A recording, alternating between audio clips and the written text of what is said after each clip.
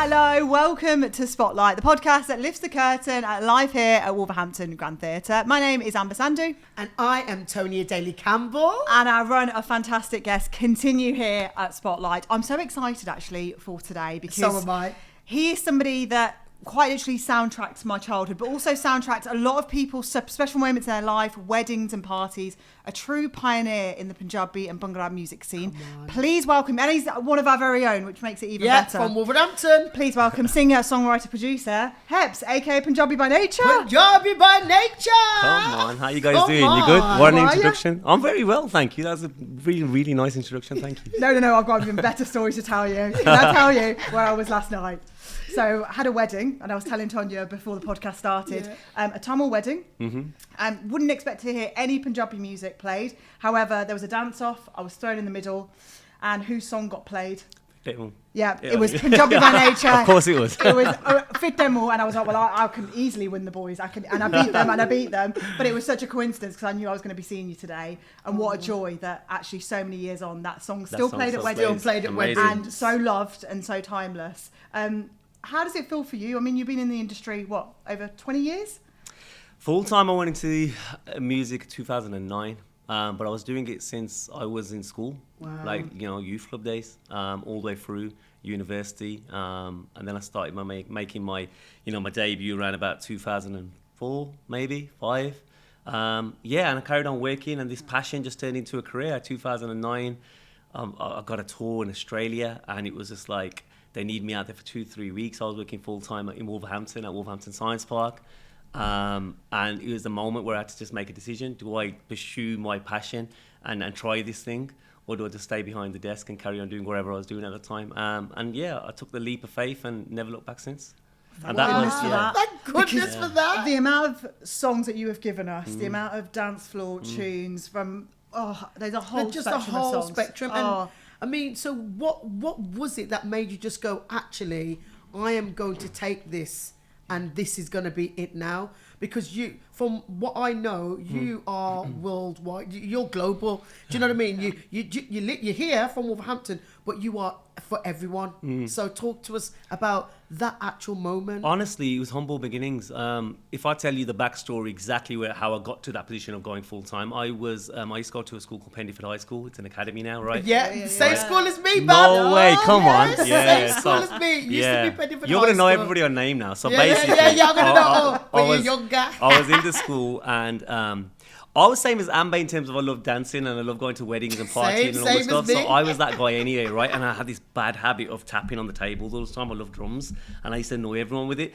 Like, so deep-rooted music I knew was in me anyway. And I used to I was at Pendiford High School. There was a youth club there, which is no longer there. The youth club was just tennis courts. Yeah, it was perfect. Though. That really helped a lot of us. But you carry on. So I was there, and then one day, a legend from Wolverhampton, rest in peace, Dred Lester. Now you knew him, right? Yeah. So Lester Samuels, he was a youth worker at the time, and he said, "Listen, what are you guys messing around here? Behind the school and stuff. Come to Sam Sharp Music Studios." And I says, "What is it?" He goes, "It's a recording studio. Kids like you can come for free." And he even named some Indian instruments. He goes, "There's dolki," and I was like, "How does he know about these things?" And he's like, because he collaborated. He was an artist himself as well. And then every day after school, I went to Sam Sharp, which is by the Molyneux Stone Throwaway, New Hampton Arts Centre. Go on. Yeah. Well, that's what it was called then. Every day after school, I was going there, and I met my, I'd say, teacher, another legend from Wolverhampton, Keith Dilworth. He's known as Spock. And the Spock, he's an engineer producer. In the early career, he worked with the likes of Beverly Knight and stuff. So everyone knew him. And I used to go there, and I used to just shadow him. And he taught me how to play my first chords and program my first drums. And that's when it became the hobby. Every day after school, no more football, no more nothing, it was just music. So then I pursued it, right? I went to sixth form, stayed at Pendiford, then I went to University of Wolverhampton, right? Done my business management degree, right? Typical South Asian thing to do, right? Sure, you did the right thing. I love that. So while I was there, I was making demos and stuff and getting on the gig circuit and spinning a few of my mixes and stuff. And there was a guy called Bobby Bajran, again from Wolverhampton. He set up a label called Limitless Records. And he was doing all the main gigs and stuff back then. And Wolverhampton was the place. We had like 6-7 nightclubs, like super clubs. It was proper. It was proper, right? Man. Yeah. So 80s, 90s, come on, you couldn't mess about. Even mine was early 2000s, 2010s. But even then, like it was buzzing. And he wanted to set up a label. And he kind of knew about me and my name floating around. He says, okay, let me get behind you and let's do this properly. So right now I'm at university and this is going on, and then we put a few demos out. Before you know it, I had my first release, and I got my first #1 on Asian Network at the time. That was the official charts for us as I was leaving. So the trajectory it was moving nicely right now, but then I thought, right, this isn't stable enough for me to have a career in this, right? This is early days, I'm still hustling. And I went into work, and first started at Birmingham Midshires, like everybody. And slowly as I stayed in banking, I went to a Portman building site in town, that's no longer there. And then I moved to Birmingham, Barclays, and I was there working on one of my biggest albums, actually. This was around about 2008, 2009. The album was called Homegrown, right? And that one took me international, if I'll be honest with you. Wow. While that was happening, I moved back to Wolverhampton and I worked at Black Country Challenge, which is at Wolverhampton Science Park. Wow, this is Yeah. amazing. So at this point now, it's like, right, your music, I'm getting hits, right? Everyone's getting to starting to recognize me. It's taking up a lot more of my time, but I'm still trying to hold down this project management job, which is a good job at the time, and it was a project manager job. And I was like, what do I do? And that is when the call from Australia came and said, we love your music out here and you need to come here, let's do a tour. And I think at that time it was Adelaide, Brisbane, Melbourne, Sydney and Perth. Oh my god! And I was like, and they was going to pay me X amount. I was like, ooh. And this is You know the what boy I mean? And I from was like, Wolves. do you know what I mean? this Yeah, is- exactly. this is the boy Listen, from Wolves. Check this I out. was Come buzzing, on. yeah. Like I was buzzing, like when my local community started recognizing my music and playing, you know, like when the car went past and stuff. So I was like there, even at this moment, my stuff was playing on national radio in terms of Asian Network and stuff, but there was nothing more than that. And then this tour, and I was like, I said to my manager at the time, bless her, and she knew, you know, what I was going to do anyway. But I says, I need the time off. But this is Australia, other side of the world. I need to take 2-3 weeks off. And at that time, they didn't have the capacity to give me this time off. So then I was like, right, that's crunch time now. That was decision time. Oh my Right, god. so do I pursue this and, you know, and see how far I can go with it, or do I just humbly say no to Australia and stay in Wolverhampton? And I was like, that's not going to happen. So the resignation letter was written like in seconds. Listen, my Yeah. earrings say, let your faith be bigger than your fears. 100%. You 100%. took that leap of Yeah, faith you had to. and you was like, do you know what?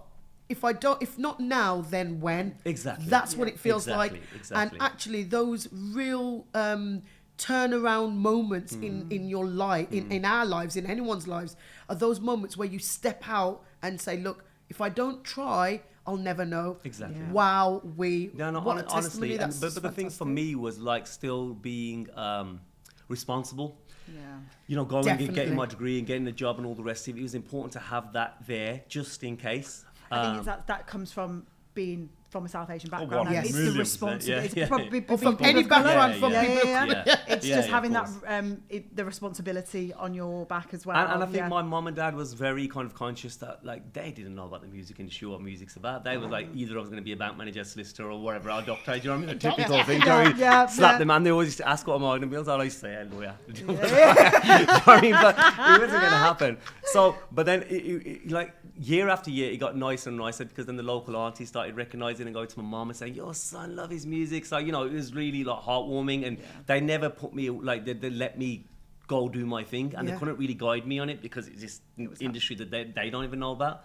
So yeah, and that's when I put this tattoo on my arm. People look at it and think, gosh, why you got that there? But that was kind of about 2 weeks after I gave him my resignation, because I was like, if I put this on my arm, it's kind of like, this is who I am, this is who I want to be, this is who I'm going to be, and then that's it. You manifested it Manifested as well. it. Yeah, manifested it. Could I just ask one question? So, could you tell us about the name? Because PBN. that's it's important. I think the fact that you've got it on your arm, but also I mean, initially as Amber introduced me, it was Yes. Punjabi By Nature, and it was a group name, and it was influenced by a hip hop group from America Yeah, called Naughty By I Nature, knew. right? This is why I want. Sorry, this is the reason why I wanted you to say it, because the back a day of me, Of course. I was a hip hop head. Yeah, you know, yeah, you're talking yeah, about yeah. dance offs. I used to Yeah. do the dance offs, Amazing. all of that. Amazing. So talk, carry Yeah, on. yeah, no, so that happened while I was going to Sam Sharp's, and I needed a name, and my name is Harpreet Jandu. It's not a cool stage name, right? And I can't even make this name sound cool. So we was around a table, and Pendiford High School, very multicultural space, like, and it was one of my black friends actually. We were coming out with names, and there was actually another guy with me at that time. He used to come to the studio and stuff with me. So at that point, before I properly launched, he was with me. Yeah. And then we came out with names, and then he said something about By Nature. I says, yeah, but I'm Punjabi, man. I'm really proud of being Punjabi. Yes. But Yeah, yeah, Punjabi By. So he actually came up with a name. Anthony, big yourself up, right? You Yeah, know, big yourself up and go and tell him where is it. Anthony, remember this, remember this. So he came up with a name, and then I ran with it. And then what happened was, very quickly, the other guy, for one reason, that they didn't really have the same passion as me, so I pursued it. But then as I started my career, people assumed Punjabi By Nature was like a group, and it was one guy. So then I was like, right, what do I do now? So then around about 2009-10, I shortened it to PBN. I thought, well, there's DMX. Do you know what I mean? So if there's DMX, there can be a PBN in it. And you think, well, what's your name? And I'm like, PBN. And I thought, well, he's gone away with DMX in it. So do you know what I mean?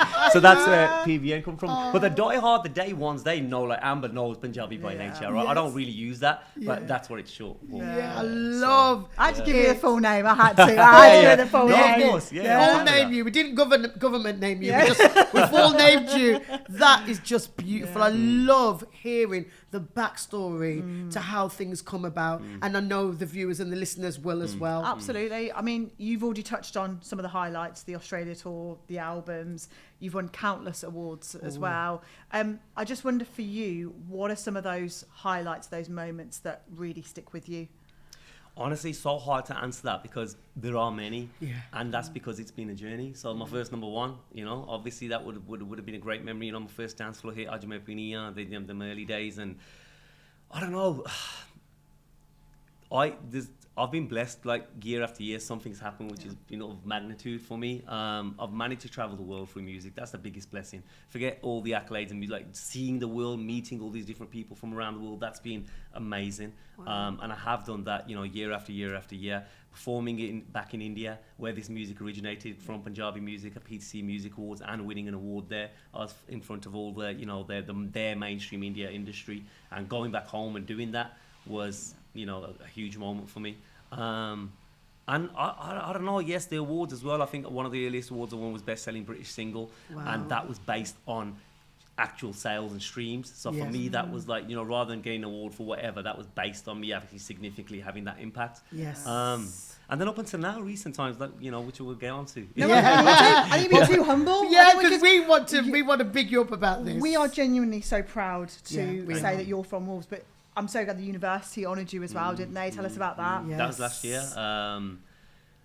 Doctor of Music, like, yeah. You were saying that Come with a on, smile on your face. say it again. Say it again. Honorary Doctorate of Music. Say it with your absolute Punjabi Punjabi By Nature chest. Come on. What a moment that is for history. Do you know what I mean? Like, what a moment that is. It was very, very humbling, and they kind of had their eye on me throughout my career. Obviously I was from University of Wolverhampton as well. I studied here, and I've never always, everything about me has been Wolverhampton. I've always championed Wolverhampton, but they kind of just seen my journey and seen the progression. And somebody put me forward, and they says, let's honor this guy.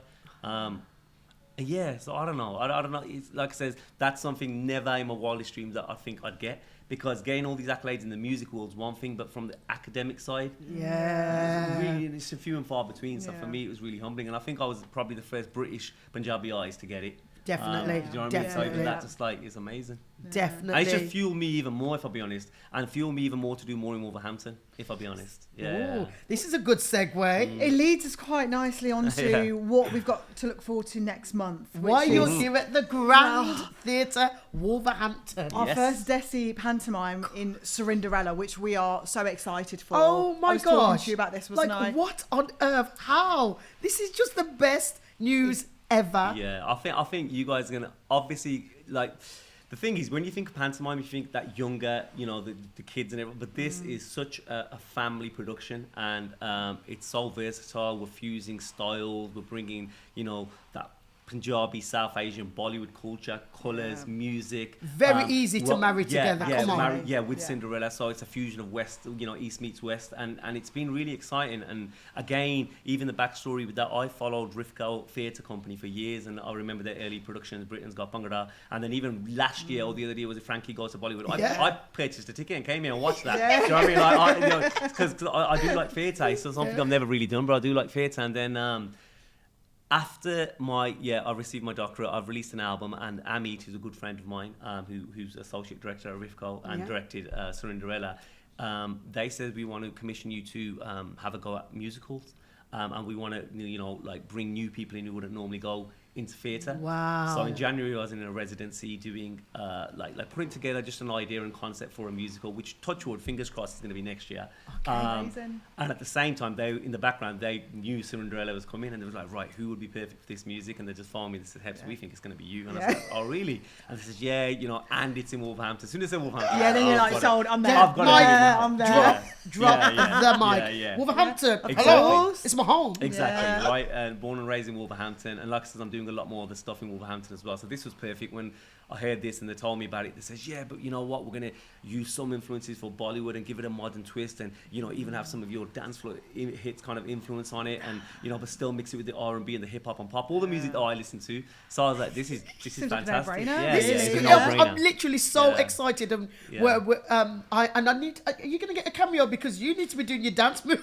Oh God, we need to be doing that dance move. I'll show Heps my after moves. party. After, you know, when we have a great time here at the Grand Theatre, and we make sure we look after everyone that has shows here. You know, it's a brilliant experience. But the after party, we need to be make sure we do our dance off. Honestly, I'm looking forward to it, because I know these guys are going to come up here a couple of weeks early. There's Tech Week, and then obviously there's press nights. I'm looking forward to all of it, because we do very few things here in Wolverhampton. Do you know what I mean? As it is, and especially like some of the industry I know is going to be coming from the music industry, and it'd be nice to bring them here to Wolverhampton as well. Do you know what I mean? So. I'm keen to find out though, what's that transition been like then, making music and kind of shaping it for the theatre, as opposed to you would be releasing kind of albums and like has that been different? Different, yeah. I was going to use the word challenging, but it hasn't. Like, I've actually enjoyed the whole process, but it is very different, right? When I'm going to a studio and I'm working on my own music, like, I've got a blank canvas. I'm going to decide where that goes. Right, and I'm going to just be creative and do whatever I feel right. But obviously with this, we have a script written beautifully from Pravesh, who's obviously the who's written this as well, and he's the director of Rifco. And so we've got a storyline to follow. So there's scenes, and at this scene there's a song that has to happen, and the song has to reflect X, Y, and Z. So it's like, okay. So I'm restricted in one respect of it needs to go that way. But at the same time, they allowed me to be very expressive in terms of genre, in terms of sound, in terms of where. So it was a nice fusion. But it was just working with a bigger team, if I'll be honest with you. Like I was in rehearsals on Tuesday in Watford, and there must have been about 35, 40 people in the room. Wow. And it felt good, because for me, I'm not used to being around that many people when I'm doing any projects, right? It'll be me or the people I'm collaborating with, or a few signings, but never, or musicians, but never that many people, you know, from the actors and the sound person, musical director, you know, the writers. It was amazing. So it's been fun. Yeah, I can't use the word challenge, honestly. You can't use the word. Do you know, so for you, what does it mean? Like, how, put it into words, having such a show be produced here at the Grand Theatre, being produced here. Like, what does that mean for you? Do you know what? Like, I'm very proud of being from Wolverhampton, right? And like, again, if I look at the South Asian music industry and the Punjabi music industry, right, before me there was maybe the Sahotas, right, and a few other bands, honourable mentions like Azad and stuff, and nobody really else flying the flag. So I'm really proud that I'm from Wolverhampton and we're doing our thing. And Grand Theatre, you know, everyone knows about Grand Theatre, and like this being the first British, you know, South Asian pantomime, and it coming to Wolverhampton, it's like everything's aligned. Everything is aligning, and we are so proud of you. We really are proud of you. Obviously, because you come from Wolves, but being from the South Asian background, and just the whole journey that you've talked about, this is, you know, for me, but for others, to see your journey, it's a real inspiration. It really is. And that's why I love doing these podcasts. I absolutely love them, because you just don't know what's going to come from it. Absolutely wonderful. I'm really keen to ask you though, because your journey, like, you've spoken so candidly about, you know, started off at high school, it was in a youth club, went to New Hampton Arts Centre, and you took that leap of faith when you got the tour offer. What would be your advice to artists now, where the industry is so different? Actually, youth clubs are declining. Yes. Music is getting played on TikTok, and it's kind of everything is, the turnover is so quick. Yeah. And the industry, you are in a perfect position to see how much the industry has changed. So what would be your advice to artists now? First thing I'd say is you have to utilize social media. Like, especially the next generation, because that's free and accessible to everybody. And yes, it's hard because, you know, like I said, it's just everything quick turnaround. You refresh your feed all the time. There's more content. And you know, like as a music artist, I'm competing with a makeup artist on Instagram. Do you know what I mean? Like her thing might come up with somebody else. So it's kind of like, it is a bit kind of, sporadic and stuff. But I think for them, it would be use social media, collaborate. Like collaboration's always key. There's people like yourselves who are going to be trying to make a name and get out there and be seen. So collaborate with more like-minded people like that. And you can still do the grassroots stuff, you know, depending on your age and stuff. Look at what's going on in your city and around. Try and get onto little festivals or little shows, and it's all those things still apply really. The only thing that's really changed, if I'll be honest with you, is the shelf life of songs. Because you know, once upon a time you used to pay for albums, or you used to even pay for a stream. Do you know what I mean? And now it's just free. And there's so much of it, and the world's become smaller. Whereas I was used to compete with just the UK Punjabi music scene, and it would be my album versus that person's album from London or wherever it was. And now it's just global. We're competing with India, which have got like, you know, billions of population. So it's, you know, so things have changed, but at the same time, that gives you more opportunity. Like if you get things right, and if you stay consistent with it, something's going to line somewhere. Do you know what I mean? Yeah. Wow. Also, at that point, this is the perfect point. It's good. Time to tell you. If you're following me on social media, I'm about to launch, and I announced it the other day, Playback Creates, which is a new music and arts company, and it's based in Wolverhampton. And let's do it now. Do it now on the podcast. We've not put the content for that yet. I've only just announced it. Let's do it right now. And that's going to be one of the things I'm going to do, because as well as the music and stuff I do, I'm on the board of directors at Punch Records in Birmingham. No point. So Punch Records, they do amazing work. Big shout out to Amo and the team there. And they look at more kind of, you know, the community in Birmingham, the surrounding areas, and black music. And I took inspiration from him. And I said, well, why isn't there nothing in Wolverhampton that reflects the same thing? And when I say that, I mean like current, you know, commercial stuff that we can be doing in Wolverhampton. Come on. So I've set up Playback Creates, and Playback Creates is going to be doing similar work as Punch. Maybe, you know, looking more at that kind of South Asian music and culture as well, but as well as young people and doing talent development programs stuff here. And I want to bring the industry here. And one of the things I've been blessed with is to have all these links to this industry. So I want to bring them here and do seminars and stuff like that. So that's bubbling away in the background. So when you say what are they supposed to do, they're supposed to sign up with Playback Creates and come to our workshops and our seminars and, you know, learn how to use social media. And we'll be doing loads of stuff. I think it's so lovely that now you're almost giving back to the city that gave you so much, right? No, of course. I mean, the funny thing is 360, because we're talking about Surinderella, and guess who's in the studio with me? Spot Keith Dilworth. So he's still here. He's at APS. I know. So where is he still? Big shout out to Dom and APS. So, really? They're just behind Upper Village Street at the moment. But they're moving, and guess where they're moving back to? New Hampton Arts Centre. Which is now called Wolverhampton Arts Centre. I mean, yes, yeah. Wolverhampton the WAC, Arts, whatever. So apparently they're moving back there as well. So I've been working with them, and I've been working with local artists on Surinderella, because all these actors and stuff, I needed to put these demos together. So I had to use, you know, singers. So big up Marie Campbell as well. And she's been coming to the studio, and I met her in the studio. The same way I used to do music 15, 20 years ago, happening again, because I'm back in Wolverhampton, I'm working on this, I'm looking at local talent. I says, do you mind putting some demos together for me for this theatre production? So she'll be here on the press night as well. That is fabulous, because to hear that, you're bringing it back to Wolves, but you're not just bringing it back yourself, yourself, you are galvanising, you are gathering the community together and celebrating. And I hope that when you do your project with the young people, that you will bring it here as well. We can host showcases here. I joined LinkedIn recently, right? Oh, what a world that is, LinkedIn. As a creative and as a music artist, I've always been on the other stuff like the Facebooks and the, you know, Instagrams. So it was a whole new world. But I've only joined LinkedIn because I'm coming kind of in the art sector and the creative industry sector and setting this up. So I just wanted to have a feel of it, of what the industry is actually like. Wow. So it's a new learning curve, really. He's serious. He is. I feel like we need to call this episode Heps' Homecoming. Yes, Heps. Well, Heps' Homecoming. I know have you got a song called? No, I don't know if you saw. Like, I was on the front cover of the Life magazine that university released recently. They've done exactly that. Oh, have they? Homecoming. I didn't get it from there. That was your idea. You heard it here first. So, like, obviously, I you know, there's a double page spread, and I thought, you know, it's a nice moment there to tell them what's going to happen next, especially for Wolverhampton. So, we are coming to the end of our podcast now. It has been, like I said, a blessing to actually meet you in person.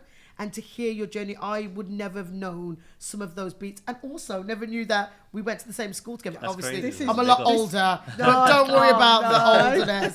Do you know what I mean, Bab? But we went to the same school, and Pendiford rocks. Yeah, of course it does. No, thank you for At the having me, time. honestly. And like I says, I mean, meeting you for the first time, and Amber I know as well. And like I says, Amber's killing it as well. She's killing it. We as love well. it. Yeah. You know, the thing is, like now, again, we're living in a world of social media, so this is the only place we really know what's going on. Yeah. Everyone's so busy, 100 miles an hour. So you use social media to kind of see what's catch going up, on. And yeah. Exactly, to catch up. So. Well, Heps, it's been an absolute joy to have you.